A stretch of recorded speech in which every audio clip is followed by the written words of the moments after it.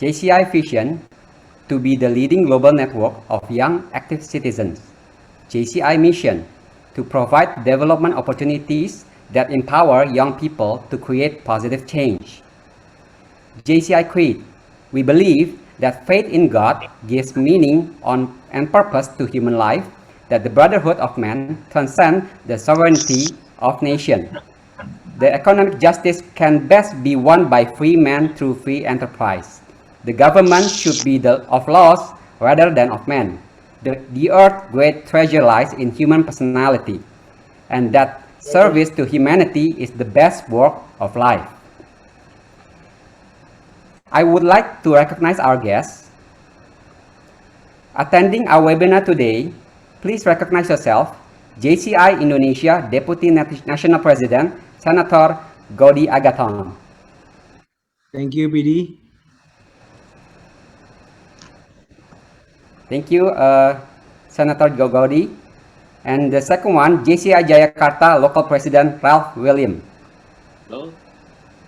Thank you, PD. Thank you, LP Ralph.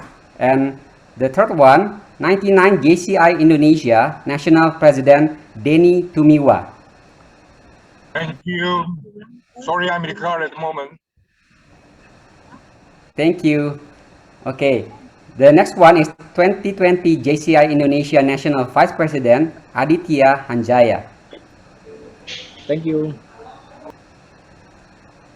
Thank you. And the next one is our guest speaker tonight, Dr. Eddie. Dr. Eddie? Thank you, Dr. Eddie. Okay, the next one, I would like to invite 2021 Local President Ralph William to address few remarks. Oke, thank you PD Denny. Selamat malam teman-teman sekalian, baik dari JCI maupun para tamu di webinar Food 5.0, How We Feed the Future. Selamat bergabung JCI Indonesia, DNP Saudi, dan PNP dan NPP Aditya dan Dr. Edi.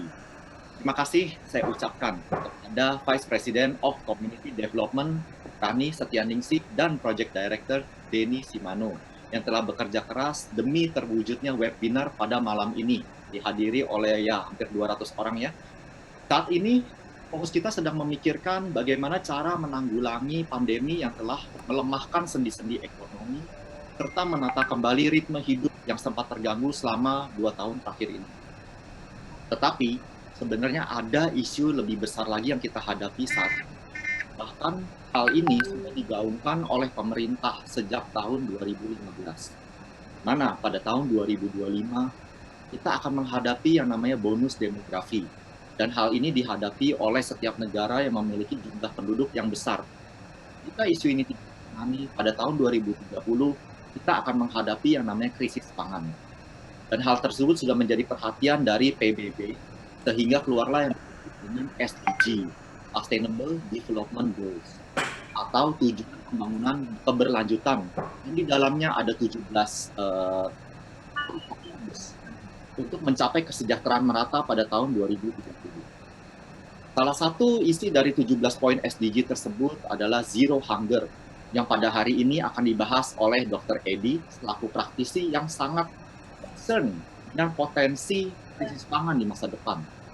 JCI Jayakarta selaku organisasi pembinaan kepemimpinan dari para pemuda yang aktif berkomitmen untuk bekerja sama dengan para pelaku kepentingan agar kita dapat mencegah krisis tersebut sebelum terjadi.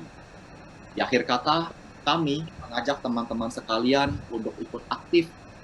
Bersama-sama kita bersinergi untuk mensukseskan program pembangunan keberlanjutan ini untuk mewujudkan masa depan yang lebih baik. Dan penutup dari saya akan sedikit video tentang apa itu SDG atau pembangunan keberlanjutan itu dan bagaimana pemerintah Indonesia telah bekerja keras untuk memenuhi target tersebut melalui kementerian-kementerian yang terkait. Video ini diambil pada tahun 2017 dan hingga saat ini belum ada lanjutan mengenai video ini. Dan terima kasih. Mari kita saksikan webinar.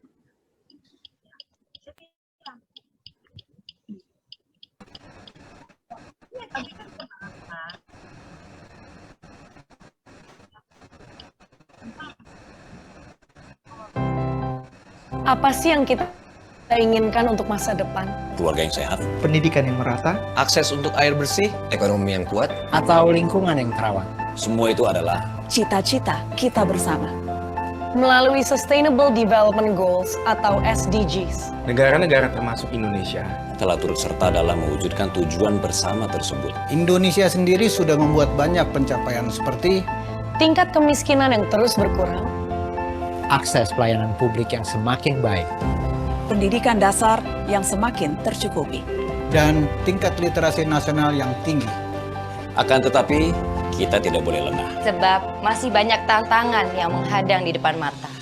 ketimpangan sosial masih Ketimpangan sosial yang masih sangat terasa. Kebakaran dan kerusakan hutan. kebakaran dan kerusakan hutan, Kekerasan terhadap perempuan, Kekerasan terhadap perempuan. Sampah plastik yang merusak lingkungan. Pengangguran anak muda yang masih pengangguran tinggi. anak muda yang masih tinggi. Pekerjaan-pekerjaan yang belum usai ini harus segera kita tuntaskan. Semua tantangan ini bisa kita taklukkan. Hanya bila kita bergerak bersama. sebab saya yakin tanpa kamu, Kebakaran hutan akan terus ada. tanpa kamu, Perempuan akan terus berhadapan dengan kekerasan. Tanpa kamu, Anak-anak Indonesia masih terus belajar tanpa lampu. Tanpa kamu, Anak-anak Indonesia masih juga tidak mendapatkan gizi yang cukup. dan tanpa kamu, potensi anak muda menjadi pengangguran akan terus ada. Tanpa kamu, tujuan-tujuan kita itu hanyalah mimpi belaka. jadi mari kita berjalan beriringan. mari kita berjalan beriringan. mewujudkan cita-cita kita bersama. Mewujudkan cita-cita kita bersama. Dan pastikan tak ada satupun kawan kita yang tertinggal di belakang. 17 tujuan untuk mengubah. Okay, thank you, LP Ralph. Tonight, I would like to introduce our moderator for tonight, 2021 Vice President Rani Setianingsi, to lead the webinar of Food 5.0, How We Feed the Future. VP Rani, the floor is yours. Thank you, PD Denny. Selamat malam teman-teman semua. Senang banget hari ini kita bisa berkumpul bersama di Zoom session. Perkenalkan, nama saya Rani Setianingsi, dipanggilnya Rani. Malam ini saya akan memandu acara Zoom session. Akan saya bacakan dulu ya rules-nya ya. Jadi kita akan mendengarkan presentasi dari Dr. Edi selama kurang lebih 30 menit. Setelah presentasi itu baru akan dibuka forum untuk question and answer. Nah, selama session, teman-teman kalau ada pertanyaan bisa diketik dulu di kolom chat. Nanti akan saya bacakan setelah session. Terus untuk teman-teman semua tolong di-mute ya untuk ini ya speakernya. Dan kan kebetulan kan banyak yang dari non-member GCI. Mungkin saya bisa penjelasan sedikit GCI itu apa. Nah, jadi GCI itu Junior Chamber Internasional. Nah, kebetulan yang teman-teman ikutin malam ini kita ada di chapter Jayakarta. Nah, GCI itu apa aja sih? GCI itu kita punya 4 pilar. Pertama di pilar community, ini salah satunya yang teman ikutin. Nah, ada lagi di pilar individual, di pilar bisnis, dan pilar international affairs. Nah, untuk update selanjutnya, kalau misalnya teman-teman mau tahu lebih lanjut tentang GCI, kalian bisa ketik di chat box juga, nanti bisa dibantu jawab setelah session. Kalian bisa kontak saya, Rani, atau bisa kontak lokal presiden Ralph William. Oke, kita bisa mulai dengan profil Dr. Edi dulu ya.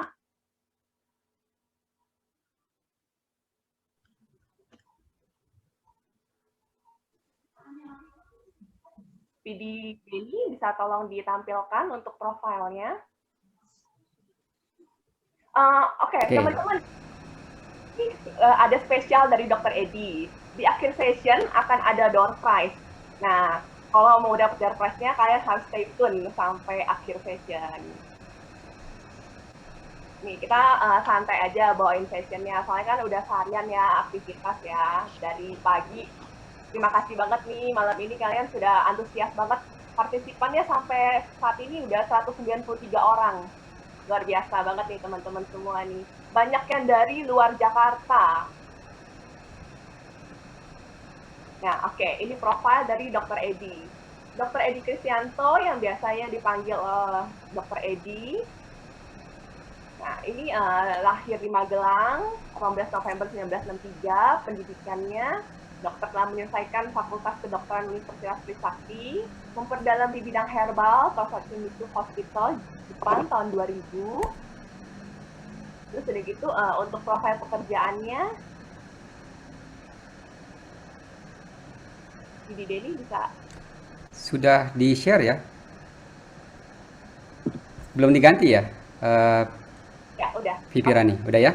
Soalnya saat ini Dr. Edi masih sibuk untuk community development ya dengan program KTB UKM dari tahun 93. Itu udah cukup lama ya, berarti udah 28 tahun sampai saat ini. Terus gitu, dokter juga peneliti herbal Indonesia dalam saintifikasi jamu. Terus peneliti madu hutan juga. Nah, ini bagus nih madu hutan untuk kesehatan nih. Terus pembicara dan konsultan community development, pengentas kemiskinan di Bappenas, Kementerian Desa, Komite Ekonomi Industri Nasional. Selain itu juga beliau Direktur PT Hasil Bumi Melimpa dan anggota Business Network Internasional. Oke. Dokter juga sampai saat ini masih aktif untuk prakteknya itu di Jakarta Autoimmune Center di 2 tempat ya, dokter ya. Oke, tanpa berlama-lama lagi, kita boleh panggil Dr. Edi untuk memulai presentasi. Dr. Edi. Ya, terima kasih Vivi Rani, terima kasih. Ya, senang sekali ketemu dengan teman-teman di GCI dan teman-teman semua dari seluruh Indonesia ya. Hari ini kita akan bincang-bincang nih sesuatu yang mungkin teman-teman teman-teman nggak pernah pikirkan sebelumnya, namun sungguh terjadi gitu ya. Dan kita akan diskusikan sama-sama pada malam hari ini. Vivi Rani, izinkan saya menggunakan screen share ya. Iya, silakan dokter. Oke, thank you. Teman-teman, saya akan gunakan PowerPoint dan saya diberikan waktu 30 menit untuk menyampaikan materi ini ya. Jadi saya akan sampaikan agak cepat, tapi memang 30 menit kemungkinan besar selesai ya. Jadi 8:30 nanti selesai saya sampaikan, yaitu topiknya mengenai krisis pangan global, tantangan dan peluang ya. Jadi selain ada tantangan, ada peluang juga.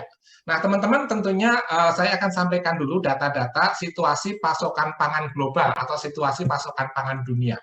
Kalau teman-teman lihat di di data ini dari FAO ya, Food Agriculture Organizations. Ini tahun 1950 penduduknya tuh 2,5 miliar, 2.5 billion gitu ya. Nah, sejak dunia diciptakan nih, sejak zaman Adam dan Hawa sampai tahun 1950 jumlah penduduk dunia adalah 2,5 miliar ya. Nah, pada tahun 1990 ya, jadi dalam waktu 40 tahun nih penduduk dunia double jadi 5 miliar teman-teman ya. Jadi dalam waktu hanya 40 tahun penduduk dunia 2 kali lipat. Dan pada tahun 2020 jumlah penduduk dunia sudah 3 kali lipat. Dan ini belum pernah terjadi sejak manusia diciptakan sampai sekarang nih penduduk dunia bertambah dengan luar biasa cepatnya ya, yang merah ini. Dan yang hijau ini itu adalah negara-negara berkembang. Jadi kalau pertambahan penduduk itu paling banyak, sangat banyak itu di negara-negara berkembang termasuk Indonesia. Sedangkan di negara-negara maju relatif flat gitu ya teman-teman. Nah ini yang kita hadapi sekarang. Jadi teman-teman bayangkan pertambahan penduduk yang begitu cepat ya. Dan pada tahun 2050 diperkirakan Indonesia akan menjadi negara terbesar kelima setelah India, Cina, Nigeria, dan Amerika teman-teman ya. Dan jadi bagaimana nih teman-teman, bagaimana kita atau manusia bisa memberi makan manusia juga sebanyak 9,8 miliar di tahun 2050. Nah ini yang sedang menjadi topik pembicaraan di seluruh dunia teman-teman. Nah apakah data ini akibat COVID? Bukan, data ini sebelum pandemi COVID. Nah diperkirakan dengan adanya pandemi COVID maka kebutuhan pangan itu akan makin lebih mendesak lagi begitu. Nah, ini kalau teman-teman lihat garis yang kuning ini, yang orange itu adalah ketersediaan pangan yang ada sekarang, ya.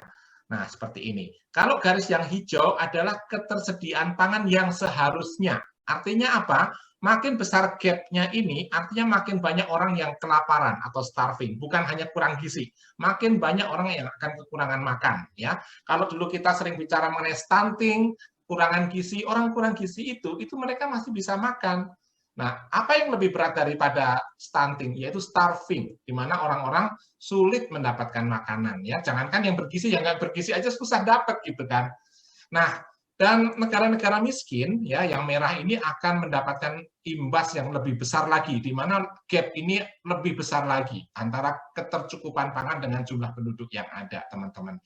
Dan kapan kita akan merasakan ini dalam kehidupan kita? Mulai terlihat dampaknya. Nah, menurut Food Agriculture Organization (FAO) itu pada tahun 2027 akan mulai pertama kali terlihat dampak krisis pangan itu akan terjadi. Dengan catatan kalau tidak ada antisipasi tentunya gitu ya. Maka pada tahun 2027 teman-teman akan melihat harga pangan yang begitu melonjak tinggi. Dan bukan hanya melonjak tinggi, nyari makanannya pun juga makin sulit ditemukan, begitu ya. Dan akan mencapai puncaknya pada tahun 2030, kemudian 2050, di mana kalau ini tidak diantisipasi dari sekarang, pada tahun 2050 diperkirakan orang akan berperang untuk bukan memperebutkan wilayah aja, tapi memperebutkan makan, teman-teman. Ya, ini menjadi krisis yang sangat mengerikan kalau tidak diantisipasi dari sekarang, teman-teman.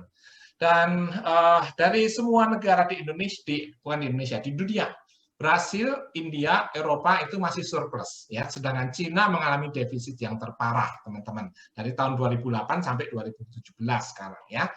Dan tantangan keamanan pangan dunia tahun 2050, pada tahun 2050 kebutuhan makanan harus meningkat 60% dari sekarang. Ini dunia, ya teman-teman. Pada tahun 2050 kebutuhan pangan akan meningkat 60%. Jumlah penduduk atau total populasi itu juga meningkat 2,5 miliar seperti yang saya katakan tadi. Dan satu lagi, 40% air tanah itu akan menurun, akan hilang. Jadi banyak daerah akan lebih rentan terhadap kekeringan. Itu yang akan terjadi tahun 2050 kalau kita tidak lakukan antisipasi dari sekarang. Dan Indonesia adalah negara maritim, ya. Dan Indonesia memiliki perikanan tangkap yang begitu kaya. Namun perikanan tangkap itu tidak bisa ditingkatkan, akan flat, teman-teman, ya. Lautnya cuma segitu juga wilayahnya.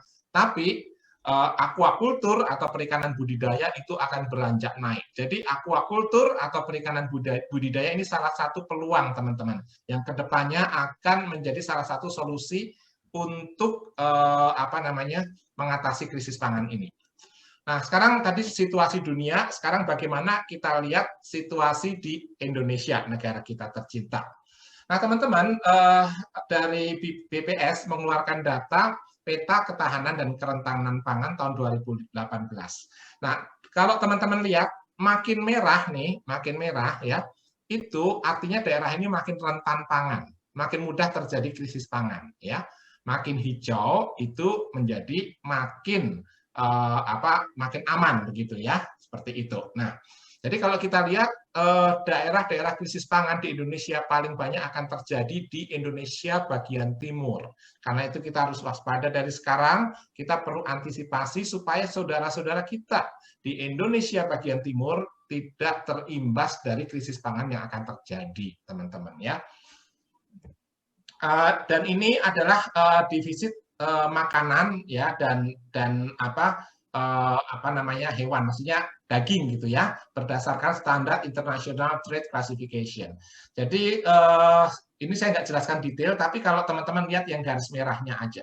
Jadi kalau yang atas itu surplus artinya kita bisa ekspor, yang kalau ke bawah itu artinya minus atau kita harus import. Jadi kalau kita lihat dari tahun 2009 sampai sekarang, maka kecenderungan Indonesia adalah untuk mengimpor makanan dari negara lain karena tidak mencukupi, ya. Dan ini nanti ada hubungannya dengan krisis pangan. Dan kalau dilihat dari posisi Indonesia di Global Food Security Index keamanan pangan, 100 itu adalah nilai yang terbaik, ya.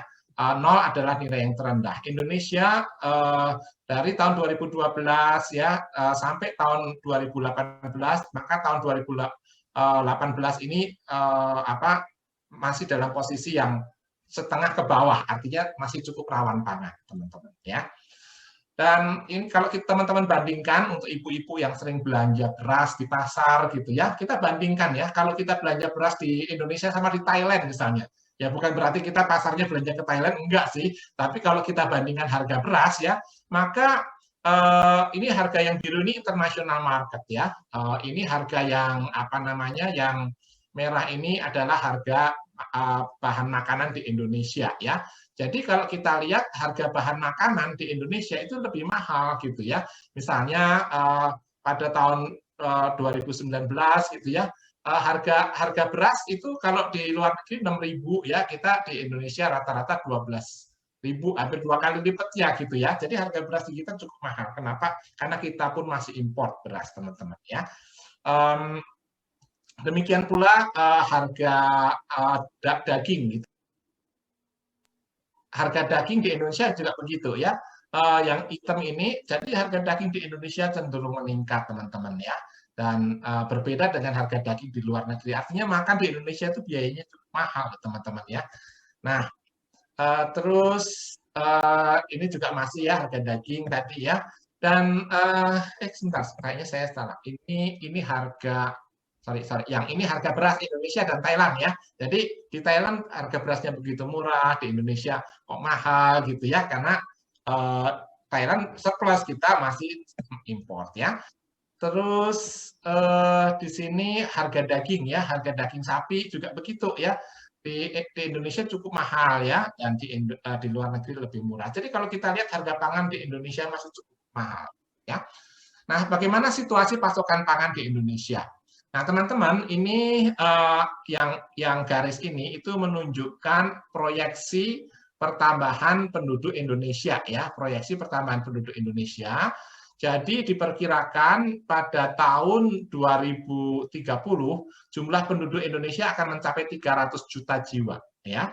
Dan pada tahun 2050 akan mencapai 325 atau 330 juta jiwa gitu ya pada tahun 2050 ya. Jadi ini adalah puncak nih, Indonesia belum pernah terjadi pertambahan sebanyak ini sebelumnya ya. Dan ini sasaran pola pangan harapan, teman-teman.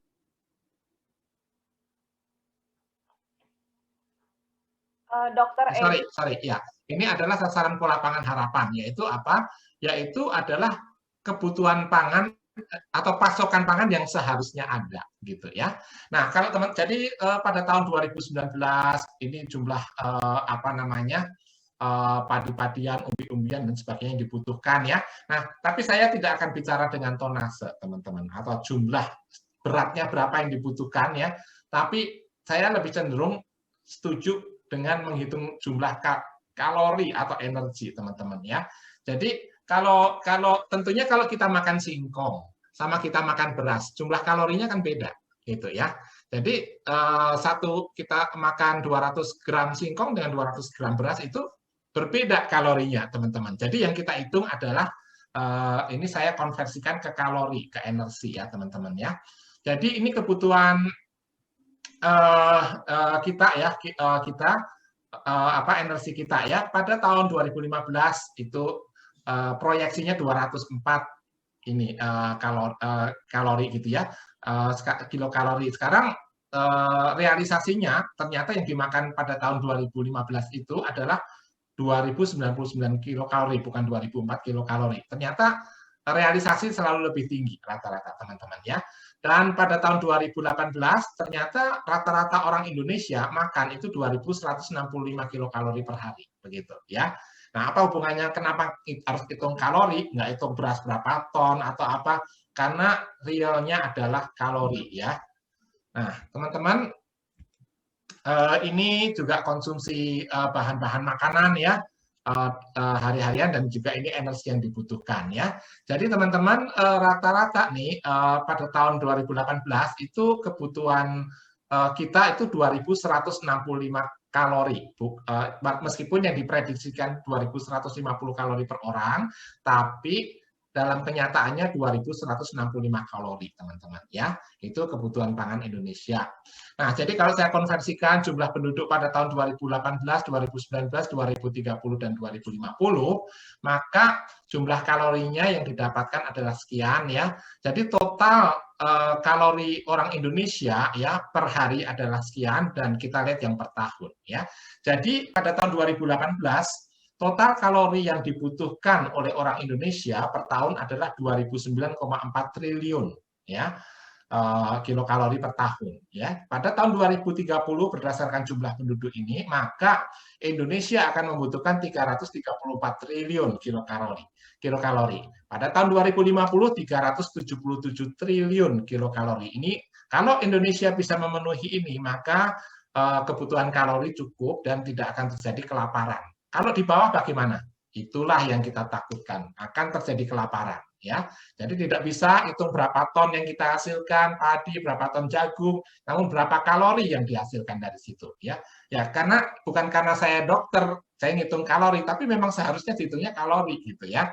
Nah, kalau dilihat dari ini, maka peningkatan kalori yang dibutuhkan, ya, pada tahun 2030 ya, Indonesia itu membutuhkan jumlah kalori 60% lebih tinggi dari hari ini, dari tahun 2018, saya anggap hari ini lah. Pada tahun 2050 kebutuhannya adalah lebih tinggi 80% dari hari ini, ya teman-teman.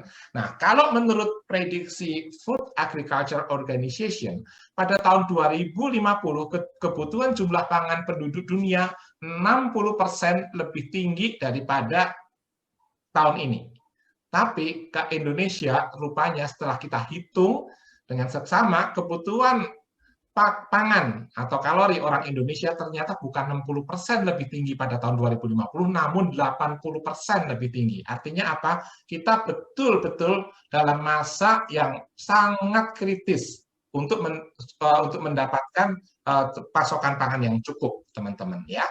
Dan ini adalah perbandingan kenapa Indonesia produksi makanan makin berkurang, teman-teman, ya. Ini perbandingan populasi rural. Rural itu artinya di desa, ya, di desa, dan juga populasi urban, artinya di kota, ya. Jadi pada tahun 1995 64% orang Indonesia itu ada di desa, teman-teman, namanya wong deso gitu, ya. 36% ini ada di kota nih, ya. Nah, teman-teman, rupanya banyak orang-orang desa yang, wah, saya nggak mau dibilang wong deso gitu, ya, saya mau cari peluang di kota. Maka banyak orang desa yang melakukan urbanisasi. Sehingga diperkirakan pada tahun 2050 dengan laju urbanisasi sekarang, pada tahun 2050 jumlah orang yang tinggal di desa tinggal 33%. Dan 67% akan ada di kota, teman-teman, ya. Itu yang akan terjadi, ya. Nah, itu sebabnya teman-teman perlu kita sebagai pengusaha membuka peluang strategis yang ada di desa. Sehingga tidak banyak orang desa datang ke kota, bekerja mungkin sebagai buruh atau profesi lain. Nah, tapi kenapa? Karena mereka tidak mendapatkan peluang itu di desanya. Begitu, ya. Itu salah satu penyebab krisis pangan di Indonesia, salah satunya, ya. Nah, teman-teman, laju urbanisasi di Indonesia itu mencapai 4%, ya. Jadi ini, teman-teman, adalah laju perpindahan penduduk tercepat di dunia, ya. Jadi urbanisasi terbesar di dunia di mana? Itu di Indonesia, teman-teman, ya. Dan sorry ya, tadi saya coret-coret kok malah keluar ini. Saya hapus dulu, bentar ya. Saya hapus dulu, ya. Oke. Nah, jadi teman-teman, pemerintah juga menyadari hal ini, ya. Di zaman pemerintahan sekarang, pemerintah mencetuskan didirikannya food estate, ya. Food estate adalah daerah yang dikhususkan untuk membuka lahan-lahan untuk pertanian, perkebunan, pokoknya yang berhubungan dengan pangan. Ya, di Kalimantan Barat dibuka 120.000 hektar. Ya, Kalimantan Tengah yang sekarang sedang proyek perintisnya di Kalimantan Tengah 180.000 hektar. Ya, kemarin sudah panen pertama. Kalimantan Timur 10.000 hektar, Papua 1,2 juta hektar. Kenapa ini paling gede? Di sini krisis pangan yang terbesar, teman-teman ya. Jadi Papua ini menyongsong dibukanya food estate terbesar di Indonesia gitu ya. Di Maluku 190.000 hektar, ini terbesar kedua setelah Papua, teman-teman ya. Dan ini food estate ini sudah mulai dikerjakan, teman-teman ya. Fungsinya apa? Meningkatkan nilai tambah produksi sektor pertanian lokal, ada added value-nya. Meningkatkan penyerapan tenaga kerja pertanian ya, sehingga masyarakat desa tidak harus pindah ke kota ya. Petani dapat mengembangkan usaha tani skala luas ya, bukan hanya dengan cangkul aja, namun dengan mekanisasi ya. Terintegrasinya sistem sentra produksi, pengolahan dan perdagangan ya. Terbukanya potensi ekspor pangan ke negara lain dan harga pangan menjadi murah akibat produksi pangan melimpah. Ini adalah goals-nya.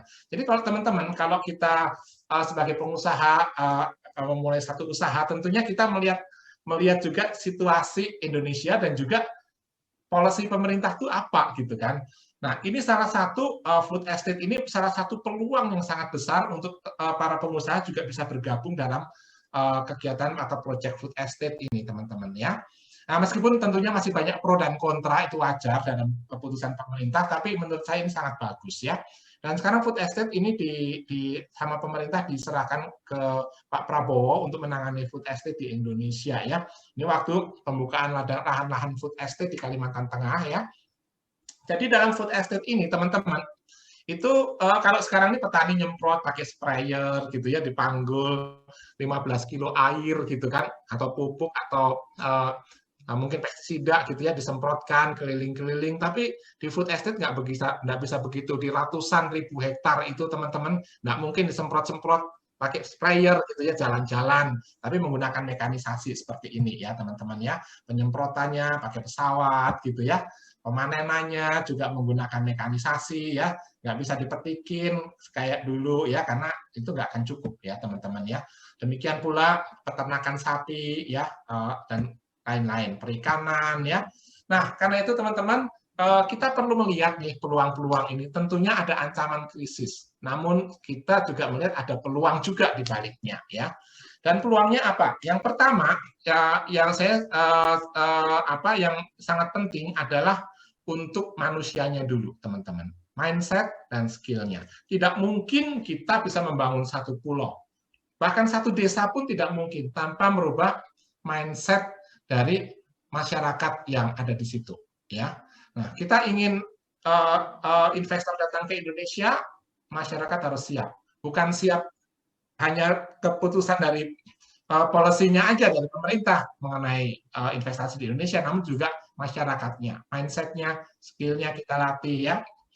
Dan kemudian lahan di Indonesia sangat luas ya. Indonesia memiliki lahan marginal, artinya yang belum terpakai itu sangat luas, lebih luas daripada yang sudah diolah, teman-teman ya.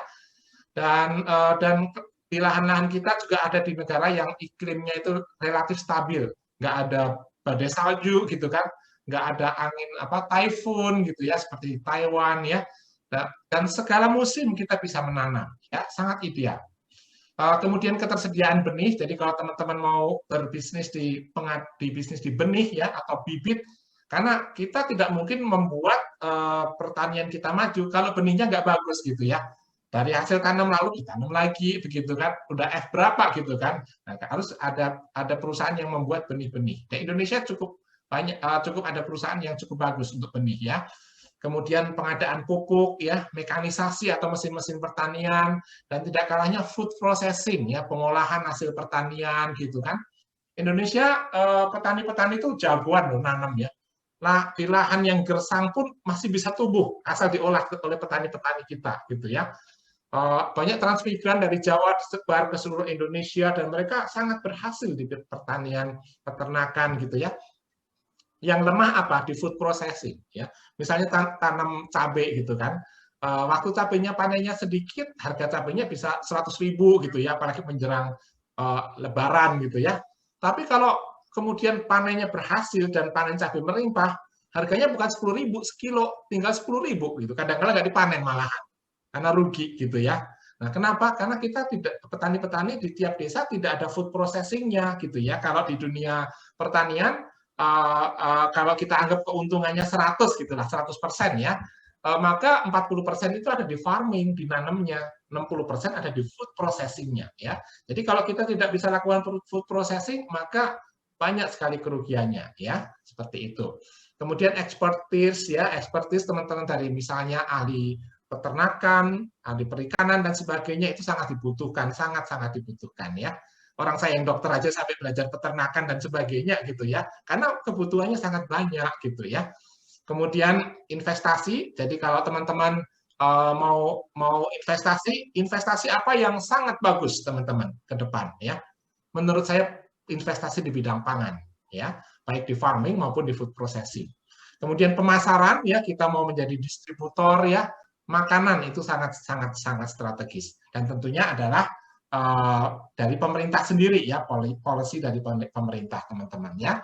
Dan mengenai untuk persiapan manusianya, saya sudah lakukan cukup lama bersama tim gitu ya. Kita banyak melatih di desa-desa untuk merubah mindset masyarakat sebelum kita masukkan development project-project ke situ ya. Jadi kami lakukan namanya KTP UKM, kelompok tumbuh bersama usaha kecil menengah ya. Kita ketemu kita ketemu seminggu sekali gitu ya, dan ada kurikulumnya 2 tahun. Di situ masyarakat dibekali untuk membangun UKM yang sangat profitable, namun juga menanamkan pola pikir seorang pengusaha ke masyarakat gitu ya, dan untuk membentuk karakter mereka ya. Jadi pengalaman saya cukup banyak di pedesaan. Tidak mungkin kita memajukan satu desa kalau kita tidak rubah pola pikir masyarakat di situ ya. Tidak mungkin kita memasukkan investasi yang sustainable, yang sustain ke satu tempat kalau masyarakatnya tidak dipersiapkan lebih dulu. Jadi bukan hanya perkara modalnya aja gitu ya, namun kita perlu persiapkan masyarakat di situ ya. Dan ini banyak juga produk-produk yang dihasilkan oleh KTP UKM saat ini ya, cukup banyak ya. Dan ini sekarang kita lagi menggalakkan integrated farming system teman-teman, di mana di integrated farming system ini adalah seperti food estate tapi skalanya mini. Kalau food estate itu satu blok itu 180 hektar atau 1,2 juta hektar ya. Kalau di integrated farming system itu hanya 5 hektar sampai 10 hektar aja ya, kecil. Tapi 5 hektar sampai 10 hektar ini bukan satu, namun puluhan bahkan ribuan teman-teman ya. Dan disinilah target kami di semua target awal di semua provinsi harus ada integrated farming system. Tingkat kedua di semua kabupaten harus ada. Dan nanti menjelang tahun 2030 di semua desa, di semua kecamatan harus ada integrated farming system.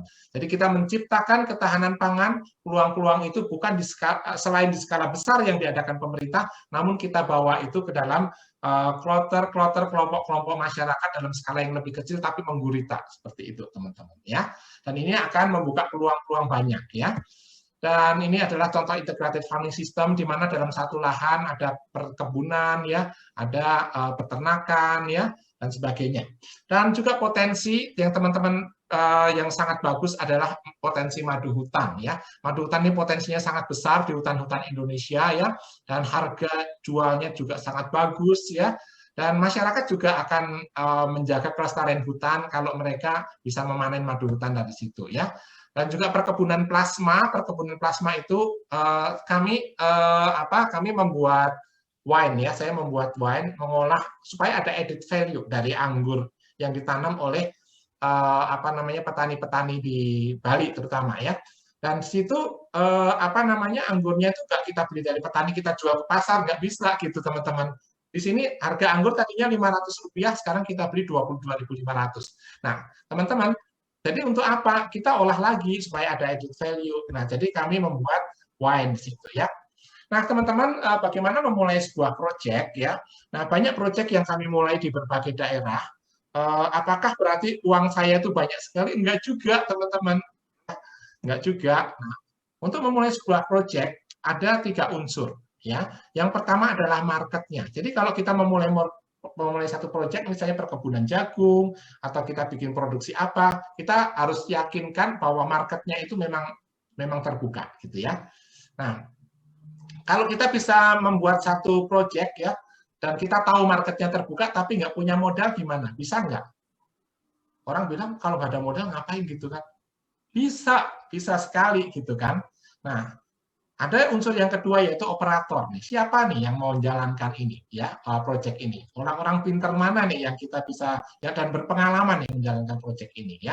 Nah, kalau teman-teman sudah bisa membuat satu konsep seperti ini ya, bisa mendapatkan marketnya, bisa menemukan orang-orang yang bisa mengoperasikan proyek ini, investor akan banjir berdatangan, teman-teman ya. Saat ini banyak sekali orang yang ingin berinvestasi di desa-desa yang kami bina. Kenapa? Karena kami sudah siapkan ini ya. Seperti itu ya, dan investor mencari peluang-peluang yang bagus dan aman seperti ini. Ini memulai sebuah proyek ya. Ini contoh tadi anggur Bali ya, itu kami olah ya menjadi wine gitu ya, seperti ini ya.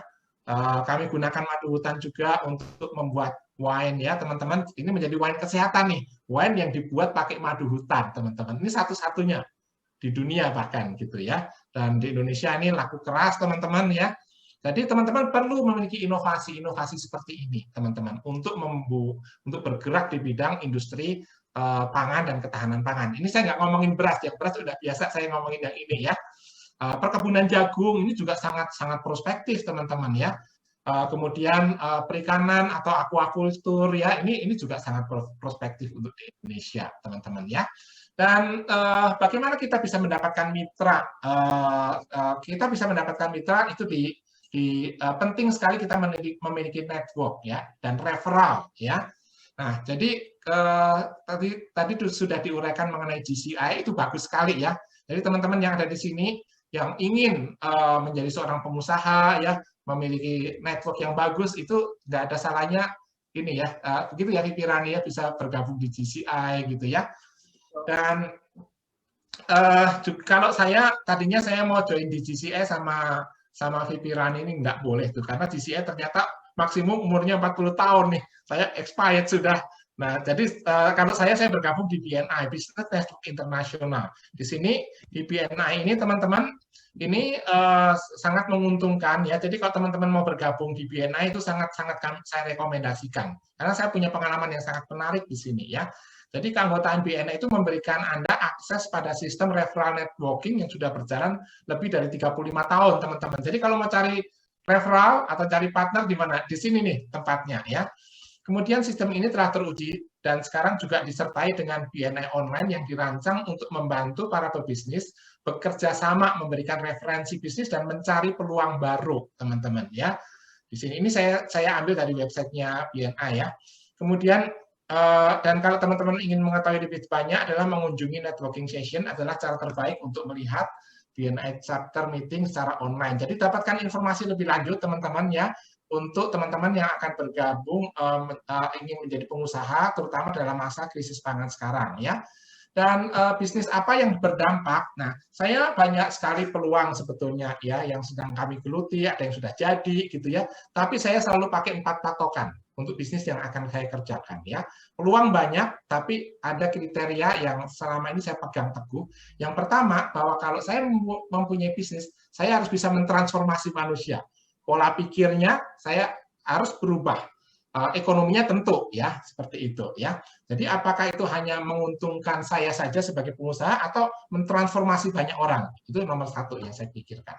Nomor 2, bahwa usaha yang dibangun tentunya harus profitable dan sustainable, nggak sekali pukul kabur gitu ya, tapi menguntungkan dan terus-menerus ya, dan bisa diwariskan kalau perlu gitu ya.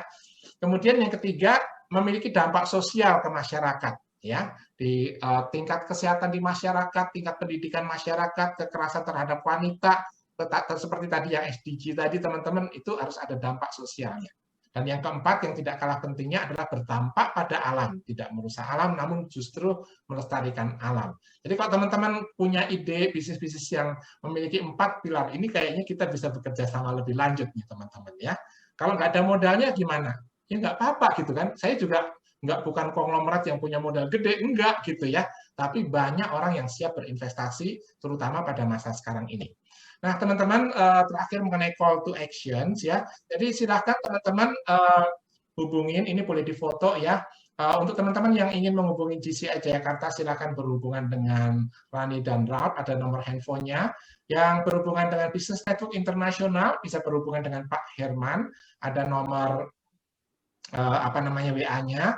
Dan teman-teman yang ingin mengenal lebih jauh mengenai The Golden Trees Honeywell, bisa menghubungi dengan Reni, ini ada nomor teleponnya, silakan difoto ya. Dan terakhir nanti saya akan tayangkan satu video. Video ini bukan saya promosi perusahaan ya, namun saya ingin menunjukkan bahwa kita bisa berbisnis sambil mensejahterakan banyak orang, teman-teman. Ya, kita bisa berbisnis di dunia pangan ini dan membawa kebahagiaan dan kemakmuran untuk Indonesia, gitu ya. Nanti saya tunjukkan videonya. Dan satu quote yang sangat menginspirasi saya dari Henry Ford ya, penemu mobil Ford ya, mengatakan demikian, a business that makes nothing, but money is a poor business. Bisnis yang hanya bikin uang aja adalah bisnis yang miskin. Dan teman-teman tentunya kita ingin membuat bisnis yang bukan hanya menghasilkan uang, namun juga mensejahterakan banyak orang. Ya, ini ada Instagram saya, teman-teman bisa mendapatkan informasi kegiatan kami di Instagram saya ya. Dan terakhir saya akan tayangkan videonya. Saya akan gunakan screen share untuk video. Ada videonya 6 menit ya.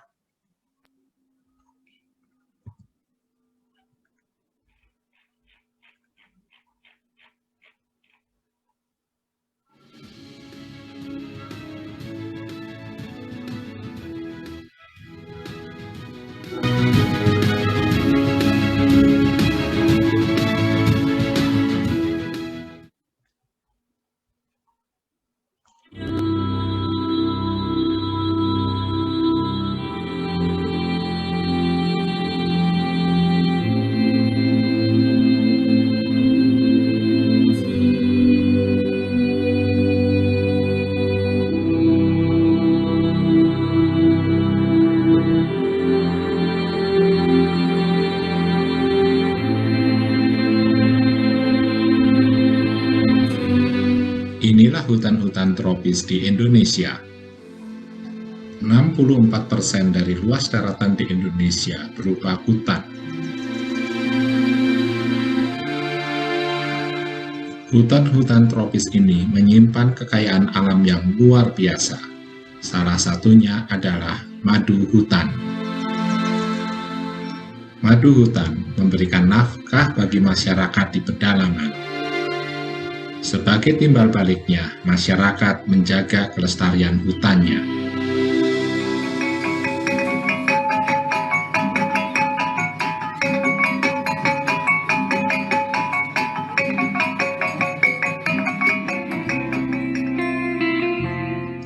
Ini adalah masyarakat pedalaman yang dibina oleh Jaringan Madu Hutan Indonesia.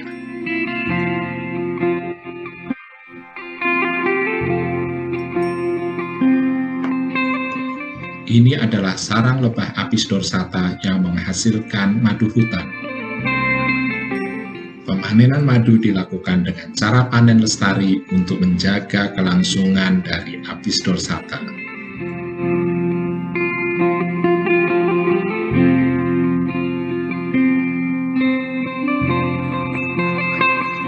Sarang lebah yang telah diambil dijaga kebersihannya. Proses ekstraksi madu pun dilakukan dengan benar dan higienis.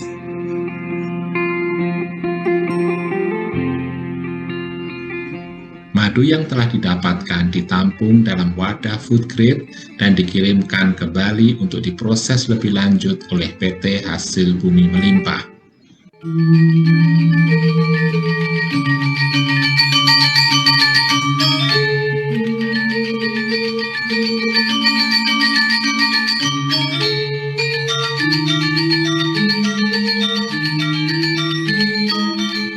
Di pulau yang berbeda, di Bali, petani-petani anggur siap memanen hasil anggurnya.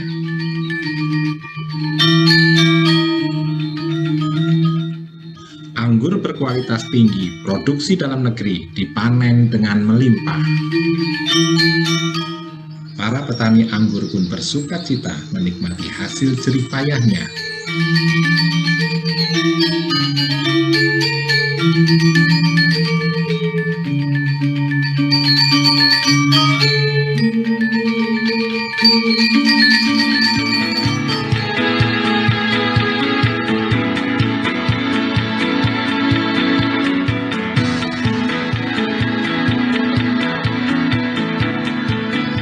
Di Sabah Bay Winery, semua bahan yang kami perlukan untuk membuat fermentasi madu hutan dikumpulkan.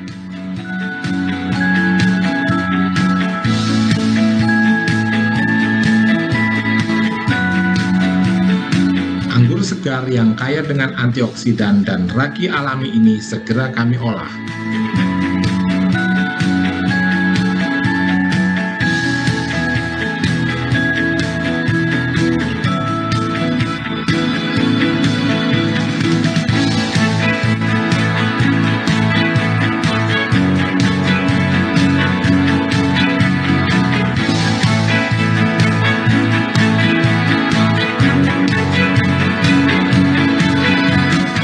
Madu hutan yang telah kami datangkan siap diproses juga. Madu hutan yang kaya dengan enzim dan prebiotik ini kami olah bersama anggur Bali. Kami tambahkan juga lemon segar yang kaya dengan antioksidan ke dalam proses fermentasi ini.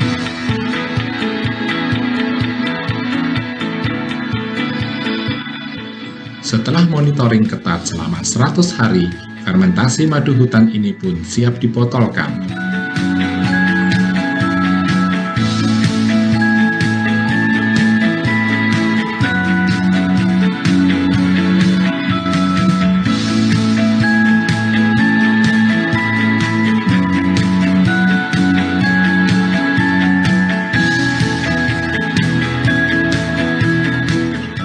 Disinilah proses akhir pembuatan fermentasi madu hutan.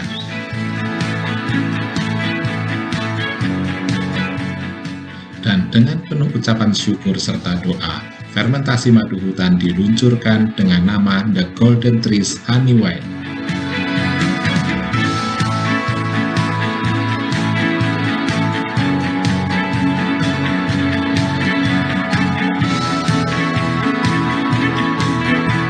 Berbagai apresiasi diberikan atas penemuan The Golden Trees Honey Wine ini.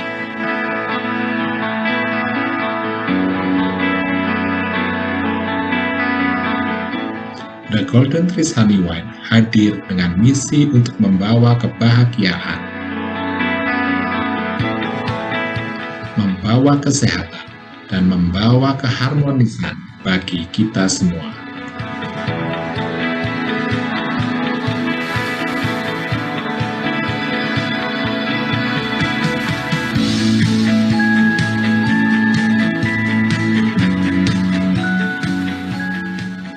Demikian Fitrani, terima kasih banyak. Terima kasih Dokter Edi, sharingnya luar biasa banget nih dokter. Selama dokter sharing banyak banget ini pertanyaan yang masuk di kolom chat loh. Oke, jadi Fitrani yang mau bacain?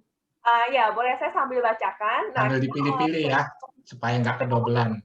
Iya, ini sesinya kita batasin ya jamnya kan. Sekarang kan jam 8:30 ya, jam 8.40.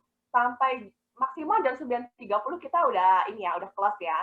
Jadi kalau misalnya ada yang mau nanya bisa langsung nih diketik nih sekarang. Ya. Nah, sebenarnya pertanyaan mau dari saya dulu dong dok. Itu madu hutan mau beli gimana belinya? Oke. Itu sebetulnya saya penemunya, saya researchernya, sekaligus saya yang leading di waktu itu diproduksi. Itu bisa hubungin Ibu Reni ya. 0815 958 0140. Oke. Penjualannya di online juga bisa ya di Shopee? Itu saya lihat ada juga di Tokopedia, karena saya nggak involved di penjualannya langsung sih. Tapi saya lihat di Tokopedia ada kayak gitu ya. Oke. Saya mulai bacakan untuk ininya ya, pertanyaan-pertanyaannya. Iya. Ini pertanyaan dari Ibu Winnie. Ini Pak, kalau misalkan Menteri itu mengizinkan impor, Nah, tapi sedangkan barang impor tuh murah, bagus tuh. Jadi gimana untuk nasib-nasib para petani sama pedagang di Indonesia? Kira-kira gitu, Dok. Ya, oke, Vivi Rani, memang betul sih. Misalnya saya beli apa ya? Saya beli contohnya stick blender, kayak blender gitulah, beli blender gitu ya. Itu kalau saya beli di Indonesia sama beli di China itu bisa setengahnya. Ya. Gitu. Free ongkir lagi. Free ongkir. Di Indonesia masih bayar ongkir nih. Gitu ya. Nah, jadi saya lihat banyak support dari pemerintah yang cukup pemerintah China maksudnya gitu ya, mensupport usaha-usaha itu ya. Jadi ini satu tantangan juga. Jadi saya tentunya ini dari pemerintah juga begitu ya. Jadi tapi kalau di kami yang kami lakukan, kami selalu bermain di quality-nya gitu. Jadi kalau kita bikin satu produk gitu ya, dikasih brand KTP UKM, orang oh ini bagus nih gitu ya. Jadi meskipun nggak bisa bersaing secara harga, tapi kita bersaing secara quality gitu kan. Ya, kualitas tetap nomor satu ya Dok ya. Kan kalau kita bersaing ada 3 nih. Yang pertama lebih cepat gitu kan. Apakah kita bisa lebih cepat? Terus yang kedua lebih murah gitu kan. Apakah kita bisa lebih murah nih? Yang ketiga lebih baik gitu ya. Nah, yang lebih murah kita sulit bersaingnya dengan situasi Indonesia, tapi kita bisa lebih cepat dan lebih baik kualitinya. Gitu ya. Kita cintai produk dalam negeri ya, teman-teman ya. Iya, pertanyaan dari Bapak Joni, YouTuber dianggap sebagai profesi yang efektif. Pastinya kalau misalkan jadi YouTuber kan ini masing-masing punya bakat. Kalau misalkan menurut saya sendiri sih emang layak dikembangkan ya. Iya, betul. Soalnya Vivi Rani YouTuber juga. YouTuber ngetop. Baca dari Bapak Joni nih untuk jadi YouTuber nih. Iya, betul. Pertanyaan selanjutnya dari Bapak Orlan. Nah, pertanyaan yang utama saat ini dan di saat mendatang itu kan sebenarnya di regenerasi petani nih, Dok. Nah, untuk kemampuan SDM, untuk apalagi kan sekarang semuanya teknologi kan. Gimana sih caranya supaya mereka tuh bisa lebih memahami, lebih bisa ngerti teknologi sama regenerasinya? Untuk kaum muda tuh supaya mereka bisa bangkit nyiapin pangan untuk rakyat Indonesia tuh gimana, Dok? Iya, betul. Ini Vivi Rani, kami bikin sekolah-sekolah itu di pedesaan. Oh, sekolah formal ya, bukan berijazah ya. Itu kurikulumnya 2 tahun. Jadi di sekolah-sekolah itu kita membekali mereka dengan pola pikir, mindset, kemudian skill kita ajarkan di situ. Jadi kita ketemu sekolahnya itu seminggu sekali selama 2-3 jam. Nah, kalau dulu kami adakan di balai desa atau di masjid atau di gereja gitu ya. Seperti itu. Tapi sekarang ini karena ada COVID kan nggak boleh ngumpul-ngumpul banyak orang. Jadi kami adakan dengan Zoom. Dan itu membawa perubahan itu sangat signifikan begitu. Oke. Jadi ya tetap ya pelatihan teman-teman kalau misalkan mau ikutan bisa kontak, bisa tetap berjalan dengan Zoom. Nah, terus ini pertanyaannya panjang nih dari Bapak Thomas nih. Pak Thomas ini pelayan di gereja, aktif di gereja nih, aktivis. Selain itu dia juga petani, dan dia mau mengembangkan beras hitam, tapi perawatannya itu sangat sulit, Dok. Terserang hama, terus habis itu kan juga di sawah tuh zat asapnya tuh tinggi. Ada solusi nggak, Dok? Untuk ini sudah menyangkut ke teknik pertanian ya. Sebetulnya kami ada trainingnya sih. Tapi gini teman-teman, kalau teman-teman mau mengembangkan beras hitam hanya satu petak sendiri, yang lain beras putih itu akan sulit tuh. Jadi mesti di satu hamparan gitu ya. Tapi mungkin saya nggak bisa jelaskan terlalu banyak nih di sini mengenai cara bertani. Tapi nanti kita bisa bikin training itu bisa. Ya. Ada pelatih-pelatihnya juga. Nanti mungkin di next session ya, Pak Thomas ya untuk menjawab ini ya. Terus itu Pak Thomas juga ada pemeliharaan babi lokal, ikan lele. Nah, ini juga akan dibahas nanti ya di next session ya, Pak. Terus pertanyaan dari Pak Muhammad Dahri. Penyebab utama harga pangan khususnya beras di Thailand lebih rendah dibanding dengan Indonesia tuh apa ya Pak? Penyebab utamanya ya? Oh ya, oke. Ini kalau dulu ya, ini Thailand kan ya? Thailand, iya. Ya, oke. Nah, jadi dulu nih, zamannya Pak Soeharto nih, itu banyak orang-orang Indonesia yang dikirim belajar pertanian. Nah, yang pertanian paling jago di mana? Itu di Taiwan. Waktu itu ya. Jadi orang Indonesia dan orang Thailand itu sama-sama belajar di Taiwan nih, gitu kan. Nah, setelah itu pulanglah mereka ke negaranya masing-masing, gitu ya. Nah, di Indonesia mereka bertani sih, pakai metode yang sudah belajar itu. Tapi itu tidak diajarkan ke petani yang lain sama petani yang belajar di Taiwan tadi untuk dirinya sendiri, gitu ya. Gue udah belajar capek-capek, ngapain gue ngajarin orang lain gitu kan, nanti saingan lagi gitu kan. Nah, akhirnya dia bertani dan dia berhasil, tapi desanya tidak berhasil karena hanya dia yang menguasai. Nah, itu pun nggak semuanya ngerjakan gitu kan. Ada yang di Taiwan jalan-jalan terus, nggak belajar gitu ya. Nah, sekarang yang di Thailand nih, begitu pulang nih sama rajanya Bhumibol ya waktu itu ya, itu langsung diorganize gitu, desa-desa pertanian gitu. Sejak saat itu Thailand itu surplus dia. Indonesia belum, seperti itu ya. Jadi itu adalah bukan hanya skill cara bertaninya aja, namun policy dari pemerintah itu sangat menentukan gitu ya. Jalur distribusi, buffer harga. Di sana kalau harganya turun kan pemerintah tanggung tuh buffer, gitu ya. Nah, ada asuransi pertanian. Gimana kalau diserang wereng, hama gitu kan? Ada diganti nggak? Kalau di sana diganti, bibitnya diganti, pupuknya diganti, gitu. Bukan diganti duit, diganti bibit dan pupuk. Petani bisa mulai usahanya lagi. Kalau di sini diserang hama, gimana dia bisa berusaha? Kan nggak panen kan, panennya sedikit misalnya.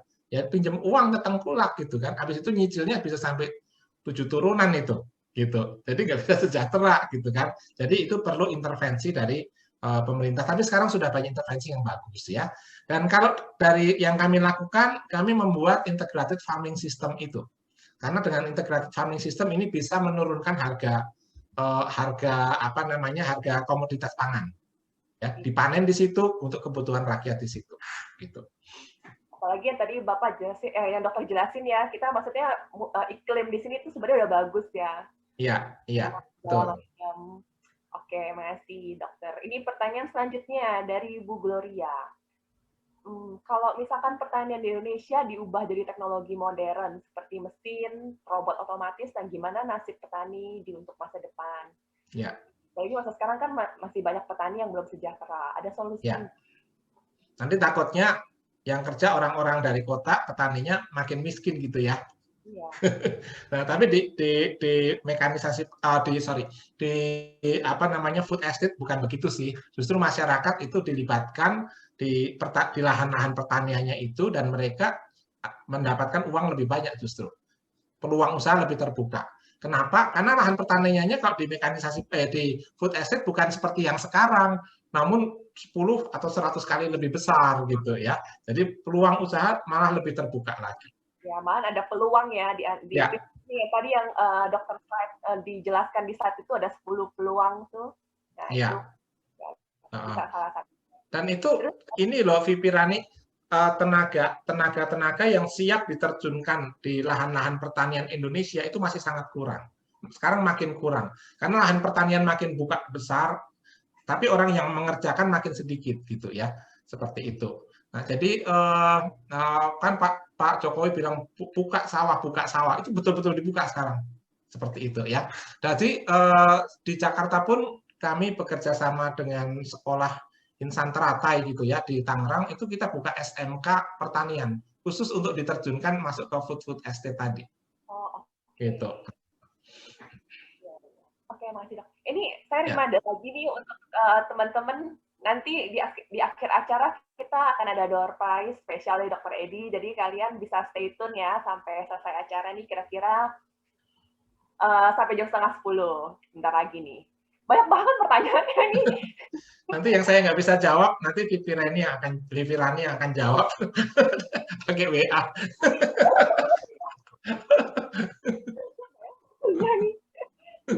Nah, dok, ini pertanyaan dari saya deh. Ini kan dokter nih sukses nih dalam segala hal. Terus udah gitu juga terkenal sampai pernah masuk ke Kick and Show, terus udah pernah masuk liputan The ITV, Kompas.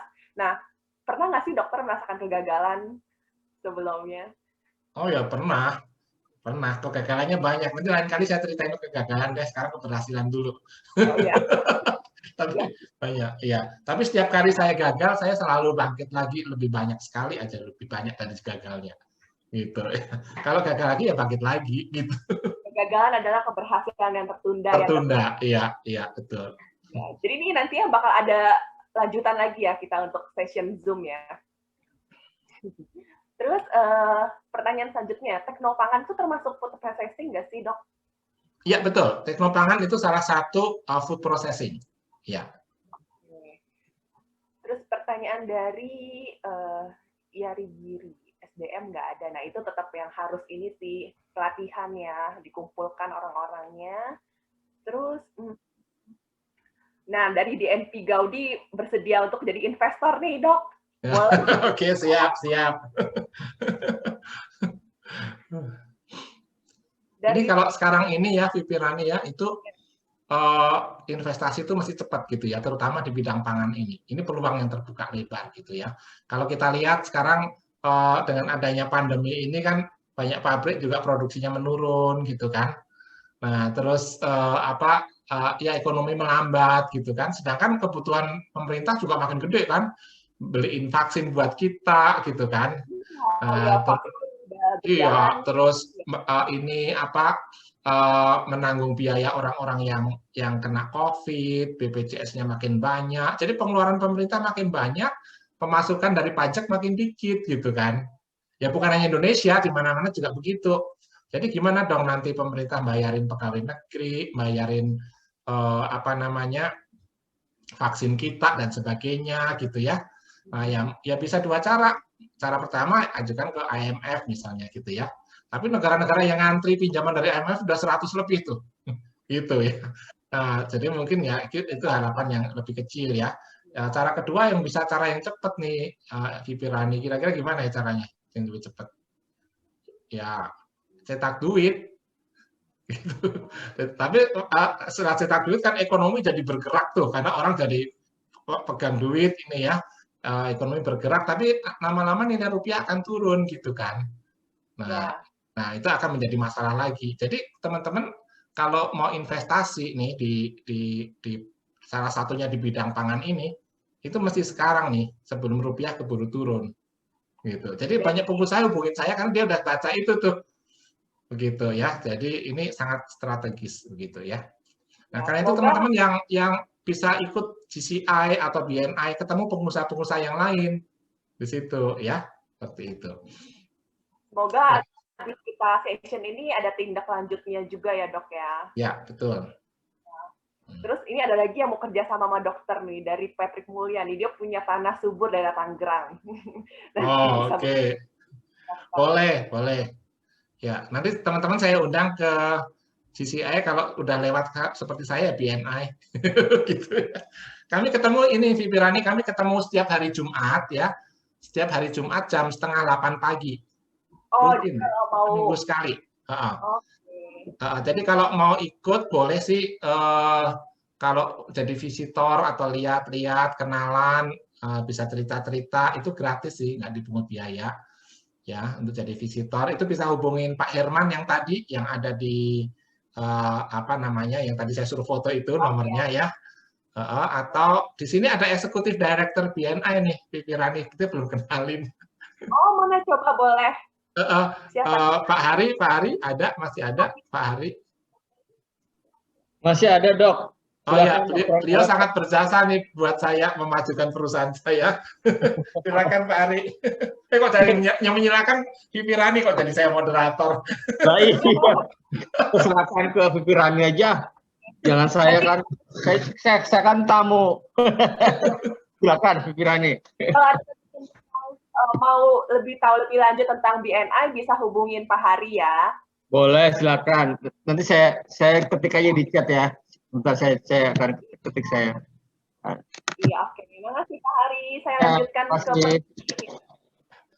Oke, ini pertanyaan dari Ibu Winnie nih. Kan musim kemarau panjang nih di Sumatera, rawan kebakaran. Nah, tapi kayak pemerintah tuh masih belum bisa mengatasinya, Dok. Nah, itu ada nggak solusinya? Gimana? Apa untuk patroli sendiri? Iya, betul. Jadi teman-teman, kebakaran tuh bisa terjadi bisa sengaja, bisa nggak sengaja sih, kebakaran hutan ya maksudnya tadi ya. Benar ya? Iya. Ya kebakaran hutan kan. Nah, jadi kalau yang sengaja ya karena dibakar mau buka ladang gitu kan, itu bisa terjadi ya.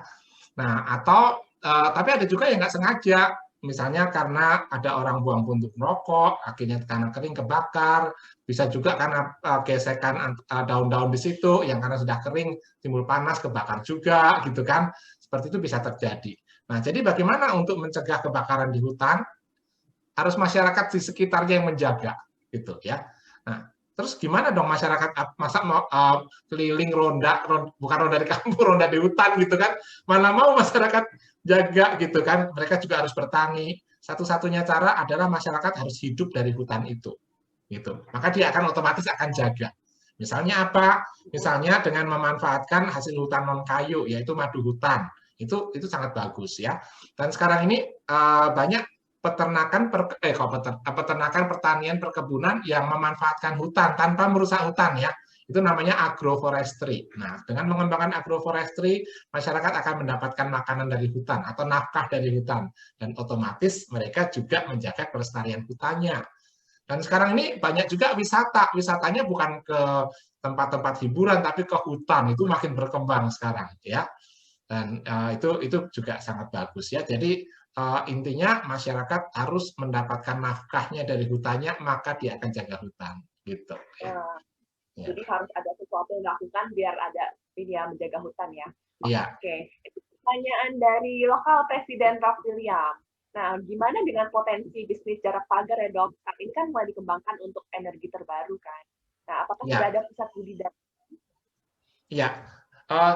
Energi pertanian perkebunan yang untuk sumber energi itu memang sekarang sedang digalakkan ya, jadi itu sangat bagus, potensinya sangat bagus ya. Pertanyaan dari Bapak Hendra, kan petani kita kan punya lahan yang kecil-kecil, biaya produksi itu lebih mahal daripada skala industri. Produksi pupuk juga kan masih terbatas nih. Ya. Jadi mungkin nggak petani itu bisa bersaing dengan biaya produksi yang lebih banyak dibanding skala industri? Ya, kalau kita membuat pupuk konvensional, kayaknya nggak bisa bersaing, gitu ya. Tapi sekarang ini banyak teknologi menggunakan bahan baku lokal yang dijadikan pupuk. Oh, apa tuh? Jadi misalnya bagaimana menggunakan kulit coklat yang sudah tidak terpakai diolah menjadi pupuk coklat itu. Nah, itu bisa bersaing tuh, karena bahan bakunya ada di situ, tinggal teknologi pengolahannya yang perlu mereka ajarkan. Itu kami ajarkan juga di KTP UKM, bagaimana mengolah bahan baku lokal itu menjadi pupuk. Dan apalagi sekarang ini kan banyak orang tuh nyari yang organik gitu kan, yang nggak pakai pestisida, nggak pakai pupuk buatan, maunya pakai pupuk yang organik gitu kan. Nah, ini satu peluang juga teman-teman. Mana lebih mahal pupuk yang organik dengan yang dibeli? Ya, lebih mahal yang organik sebetulnya kalau itu kita beli ya. Nah, tapi sayuran organik memang lebih mahal daripada sayuran yang tidak organik gitu ya. Seperti itu. Ya, tetap organik juga hasilnya kan juga lebih bagus ya, Dok ya. Tapi bagus pakai pupuk sih, Rani. Iya, gitu ya. Pupuk, maksudnya pupuk kimia. Cuman sehatnya sehat yang organik gitu ya. Iya, ini juga dari Pak Apen nih. Poin yang penting dari penjelasan Bapak adalah mengubah mindset. Ya, benar ya? Ya, yang penting betul. mindset harus diubah ya. Jadi kayak kita sebagai orang kadang kan banyak kekurangan untuk memulai bisnis, pengetahuan kurang. Terus udah gitu mencari partner yang satu visi juga kan itu susah-susah gampang ya. Jadi kayak harus samain dulu mindsetnya, visinya. Nah, itu kira-kira ada masukan apa dari Dr. Edi untuk bagi yang pemula ya? Mungkin lebih sering-sering untuk networking aja kali ya, Pak Afan ya? Iya, betul. Itu teman-teman bisa bernetwork dengan KTP UKM. Sekarang di seluruh Indonesia banyak KTP UKM. Pembina-pembinanya juga banyak sekali ya. Jadi bisa bernetwork dengan kami dan kita bisa mengembangkan pedesaan itu sama-sama. Apalagi KTB UKM udah tersebar di 800 desa. Ya, ada di 1.200 desa, ada 800 pembina. Iya, udah banyak banget ini ya KTB UKM ya. Iya. Terus dari Pak Jasman, tempat kami tempat kami hasil produksi pertaniannya melimpah seperti jagung, sayuran, pisang, labu kuning, ubi kayu, tapi nilai jualnya rendah. Ada solusi nggak? Ya, oke. Itu yang masalah pertanian tadi, bisa nanam tapi harga jualnya rendah gitu kan. Solusinya adalah food processing. Food processing ya. Ya, itu yang harus dipelajari. Dan food processing itu tidak harus dilakukan di pabrik, bisa dilakukan dalam skala rumah tangga. Seperti itu. Ini banyak banget, jadi saya scroll. Random ini pertanyaannya.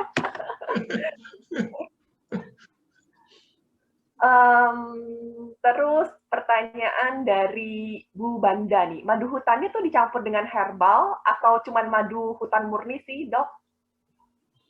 Oke. Madu, maksudnya yang untuk yang produksi tadi ya? Iya, yang dokter produksi tadi. Ya, tadi saya produksinya itu menggunakan madu hutan, anggur, dan lemon. Gitu ya. Terus ada teman-teman lagi yang mau bertanya secara langsung. Bentar ya.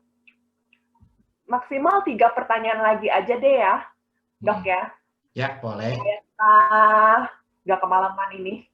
Nanti kalau misalkan kalian mau ada hal yang mau ditanyakan yang lebih lanjut, bisa hubungin kita ya. Nah, untuk teknologi pengawetan makanan, apa aja sih yang lebih aman yang bisa jadi peluang bisnis? Kira-kira ada nggak? Yang paling aman dan paling mudah itu teknik pengeringan. Itu paling mudah. Jadi misalnya gini, teman-teman panen cabai aja, saya yang gampang ya, panen cabai. Nah, kalau cabai itu teman-teman nggak langsung jual, itu akan busuk dia, gitu kan. Nah, gimana kalau harga cabainya rendah? Ya, kita jual juga, gitu kan, tapi jadi bisa rugi juga bahkan. Tapi kalau cabai itu dikeringkan, ya dengan teknik pengeringan dengan food dehydrator, gitu ya, alatnya juga nggak mahal, maka cabai itu akan tahan 2 tahun tanpa pengawet dan tanpa cold storage, dan harga jualnya lebih tinggi. Itu paling aman dikeringkan, misalnya gitu ya. Itu contoh ya. Nah, teman-teman mau panen singkong nih. Nah, panen singkong langsung dijual, bisa juga singkongnya dijual gitu ya. Tapi kalau teman-teman olah hanya dengan merendam air, di slicing dan dikeringkan, kemudian ditepungkan, maka itu akan menjadi mokaf.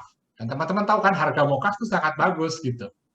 Seperti itu ya. Jadi itu teknik-teknik sederhana, namun banyak juga yang belum melakukan begitu, ya. Dan itu aman, sangat aman, tanpa pengawet itu. Ya. Terus habis itu kalau misalnya kayak kita sebagai investor nih, kita mendingan memberikan bantuan tuh kayak berupa pupuk atau traktor atau melakukan pembinaan sih, Dok, yang misalkan untuk lebih berdampak. Oh iya, oke. Yang pertama untuk para investor, kita bisa bermain satu di food processing-nya, itu bisa. Ya, jadi misalnya kita sediakan pabrik kecil ya, kita mungkin modal sekitar hanya 50 juta atau maksimum 100 juta gitu ya, itu sudah bisa bikin food processing yang bagus tuh. Nampung singkong gitu ya, dikeringkan jadi mokaf, itu misalnya begitu ya. Dan yang selanjutnya teman-teman juga bisa melakukan investasi di dunia pertaniannya, itu juga bisa. Misalnya gini, kita nanam padi ya, 1 hektar itu biaya yang dibutuhkan untuk nanam padi itu sebesar rata-rata 15 juta ya. Itu sudah termasuk tenaga kerjanya nih, buruh tani bersih dari tanam sampai panen 15 juta rupiah. Nah, terus teman-teman itu ada juga petani-petani yang akhirnya nggak bisa nanam atau terjerat ke tengkulak karena nggak bisa memodali yang 15 juta tadi gitu kan. Ya. Oke, sekarang kita modalin nih, kita bagi hasil ya. Misalnya Vivi Rani yang punya sawah nih, saya investornya nih misalnya gitu ya. Nah, jadi atau kita baliknya saya yang punya sawah aja. Vivi Rani investornya, kita tukeran. Oke, nah jadi Vivi Rani modalin dong saya 15 juta gitu kan, supaya saya bisa tanam tuh sawah saya yang 1 hektar. Oke, Vivi Rani modalin 15 juta. Nah, terus kemudian saya tanam sampai panen. Waktu panen saya anggap aja hasilnya sedikit lah. Rata-rata di Indonesia 5,2 hektar. Saya anggap 5,2 ton per hektar. Saya anggap 5 ton aja ya. Nah, 5 ton saya panen. Terus harga apa namanya? Harganya tuh 4.500 per kilo ya, atau 4,5 juta per apa namanya per ton ya. Jadi 4,5 kali 5 berapa tuh? 22,5 ya. 22,5 juta. Anggap aja 20 juta lah, biar gampang gitu kan. Nah, jadi untung nih 1 hektarnya, untungnya 5 juta tuh ya. Jadi duitnya Rani dibalikin nih 15 jutanya. Sekarang kita punya untung nih, Rani sama saya kita untung 5 juta nih, gitu kan. Oke, 5 jutanya kita bagi ya.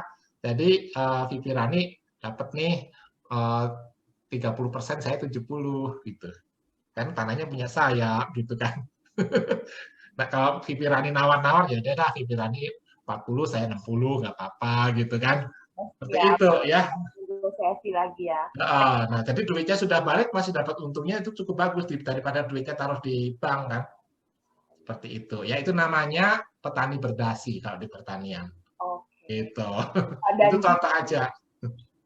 Pak Dandi Risandi juga kayaknya tertarik loh mau jadi investor. Dia sempat nanya, misalkan tertarik nih di investasi bidang pertanian. Tapi kan maksudnya takutnya kayak dibohongin di lapangan oleh petani. Nah, ya, itu betul. Kira-kira ada solusi apa gitu? Ya, kemungkinan dibohongin bisa nggak? Bisa, sangat bisa. Karena kalau di desa gitu ya, ini pengalaman saya ya, udah MOU nih, MOU ya. Kalau misalnya ada yang melanggar MOU, kita menuntut nggak bisa, yang maju goloknya nanti ke situ gitu kan. Jadi gimana? Jadi keamanan investasi sangat penting di pedesaan. Nah, gimana supaya mendapatkan keamanan investasi? Kita yakinkan bahwa orang-orang yang kita ajak berpartner untuk investasi itu adalah memang orang-orang yang mindset-nya memang sudah dibina gitu kan. Itu sebabnya kenapa daerah-daerah KTP UKM itu banyak investor pengen masuk, karena sangat aman di situ. Gitu ya, seperti itu. Udah nih, udah lebih dari 3 pertanyaan malahan. Ini ada Bapak Muhaimin dari tadi raise hand. Ya. Ada apa yang mau disampaikan ini, Pak Muhaimin? Oke, terima kasih. Boleh bertanya langsung? Ya. Pertanyaan Pak Muhaimin yang terakhir ya. Terus habis itu saya kasih kuis. Kita foto dulu, nanti kita kasih kuis, habis itu kita closing ya. Oke, terima kasih. Selamat malam, Dokter.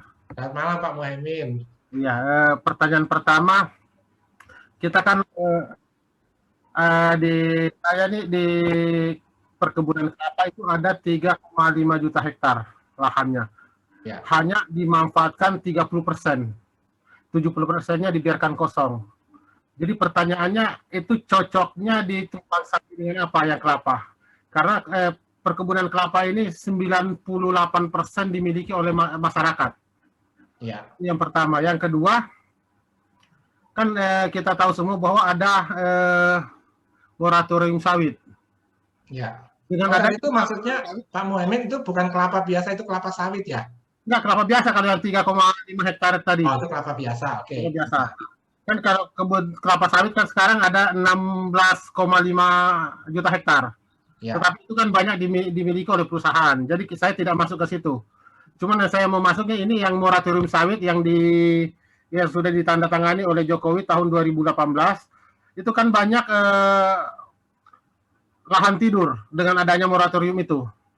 Bagaimana caranya kita untuk memanfaatkan lahan tidur itu? Karena itu kan banyakkan lahan itu diambil dari hutan produksi. Ya. Ya. Apa istilahnya, HTI ya?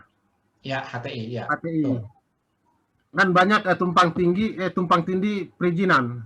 Ya. Nah, bagaimana kita bisa memanfaatkan itu daripada tidur begitu aja tidak dimanfaatkan? Bagaimana caranya kita bisa mengembangkan untuk mengolah pertanian? Yang ketiga, bagaimana caranya mengakses lahan yang dibuka oleh Jokowi? Karena banyak teman-teman menanyakan Karena di setiap wilayah ada beberapa juta hektar, tapi kita nggak tahu di mana tempatnya. Bagaimana cara mendapatkannya? Ya, ya. Ya, itu yang keempat, saya pernah cerita ke dokter bahwa saya ada boleh kan tambah oleh Sumatera Selatan bahwa kami ada rencana buka industri sabut kelapa karena investornya tidak ada, tetapi bayarnya dari luar negeri banyak. Sementara operator juga sudah siap. Ya. Tinggal kekurangan dari investor. Ya. Mungkin itu aja dari saya. Terima kasih. Pak Muhaimin. Ya, saya kasih. Ya, Pak ya, makasih ya. Ya. Mungkin Vivi Rani yang mau jawab, silakan. Tadi dia udah raise hand terus, Dok. Iya, oke. Pertanyaan 4 tadi ya, yang dijawab berapa nih? 4 atau 1 nih? Ini karena ada senator GCI yang mau bertanya, ini juga saya kasih tempat juga nih setelah dokter menjawab dari pertanyaan Pak Muhaimin. Oke, ya. Oke, kalau yang pembagian tanah yang kan Pak Jokowi kan membagikan sertifikat itu ya ke masyarakat begitu ya. Nah itu saya belum menguasai betul yang itu, jadi saya nggak bisa jawab tuh yang itu ya. Mungkin teman-teman yang lain ada yang bisa jawab ya. Tapi saya mau jawab yang ini dulu nih. Oh, yang mengenai tanah. Yang tanah itu bagaimana memanfaatkan lahan tanah itu perlu survei tuh Pak Muhaimin. Jadi kita perlu lihat dulu mengenai pH tanah, ketinggian dan sebagainya, baru kita bisa tentukan nih cocoknya apa gitu ya, yang kita kembangkan di situ ya. Tapi mungkin yang pertanyaan yang terakhir tadi menarik tuh Pak Muhaimin. Jadi Pak, tadi saya bicarakan mengenai bagaimana memulai satu proyek. Ada 3 unsur, yang pertama market, yang kedua operatornya, yang ketiga baru investor ya. Dan ini menariknya Pak Muhaimin sudah tahu nih marketnya gitu kan. Itu nomor 1 itu sudah bagus tuh Pak Muhaimin. Tambah lagi Pak Muhaimin punya tenaga ahlinya, operatornya ada gitu kan. Jadi yang kurang apa? Duitnya gitu kan. Investornya nggak ada, jadi ada peluang tapi nggak ada duitnya untuk memodali gitu kan. Nah, jadi Pak Muhaimin kan membutuhkan investor tuh untuk hal itu. Nah sekarang mungkin pertanyaannya gimana cara mendapatkan investornya gitu ya. Nah caranya Pak Muhaimin, apa yang ada di otaknya Pak Muhaimin nih ya, itu harus bisa nyambung ke otaknya investor gitu ya. Caranya gimana? Itu project proposal Pak Muhaimin ya. Itu keahlian membuat project proposal itu perlu tuh. Jadi dengan mengajukan project proposal itu Pak Muhaimin cerita, oh ini akan dijualnya ke sini ya. Terus nanti kalau investornya nanya, orangnya mana nih yang mengerjakan nih? Betul-betul ahli nggak? Oh ada Pak orangnya nih, pengalamannya sekian tahun di sini ini dan seterusnya gitu ya. Nah baru investor akan turunkan dananya ya, tentunya dengan data-data yang cukup bagus project proposalnya ya. Pak Muhaimin saya sarankan coba bergabung ke BNI, nanti ketemu dengan pengusaha-pengusaha yang lain akan banyak memberikan saran-saran lebih lanjut gitu ya. Atau GCI udah lewat belum nih Pak? 40 tahun. Udah kali ya? BNI deh kalau gitu. Bergabung dengan BNI. Iya. Oke, terima kasih ya Dr. Edi jawabannya. Ya. Ini kita foto dulu yuk